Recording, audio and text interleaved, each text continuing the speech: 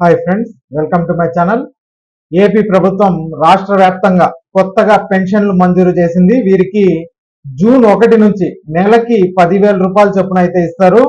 ప్రతి నెల 1వ తేదీన వీరికి స్వర్ణ గ్రామం, స్వర్ణ వార్డు సిబ్బంది వారి ఇళ్లకే వెళ్లి డబ్బులు అయితే పంపిణీ చేస్తారు. మరి దీనికి సంబంధించిన పూర్తి వివరాలు మనం ఈ వీడియోలో అయితే తెలుసుకుందాం.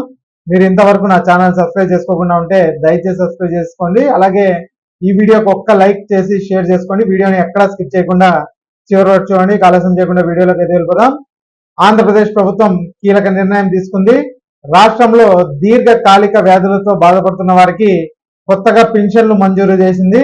రాష్ట్ర వ్యాప్తంగా మొత్తం 965 మందికి ఈ పింఛన్లను మంజూరయ్యాయి. గతేడాది మార్చి తర్వాత కిడ్నీ, లివర్, గుండె, బోధకాలు, కుష్టు వంటి వ్యాధులతో బాధపడుతున్న వారు పింఛన్ల కోసం దరఖాస్తు చేసుకున్నారు. మొత్తం 965 మంది దరఖాస్తు చేసుకోగా అందరికీ పింఛన్లు అయితే వచ్చాయి. వీరికి జూన్ 1 నుంచి నెలకి 10,000 రూపాయల చొప్పున అయితే ఇస్తారు. అలాగే సామాజిక పింఛన్లు ఇచ్చినట్లుగా వీరికి స్వర్ణ గ్రామ, స్వర్ణ వార్డు కార్యాలయ సిబ్బంది పింఛన్లు అయితే పంపిణీ చేస్తారు.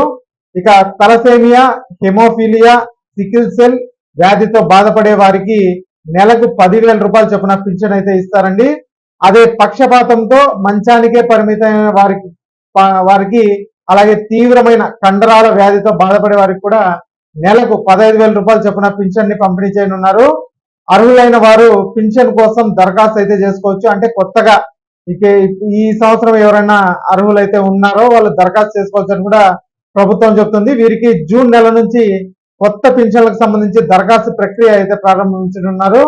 త్వరలోనే కొత్త పింఛన్ల దరఖాస్తులకు సంబంధించి పూర్తి వివరాలు కూడా మనం మన ఛానల్లో అయితే తెలియజేస్తాము. కాబట్టి ఈ వీడియోకి అయితే ఒక్క లైక్ చేయండి. అలాగే మా ఛానల్ సబ్స్క్రైబ్ చేసుకోండి.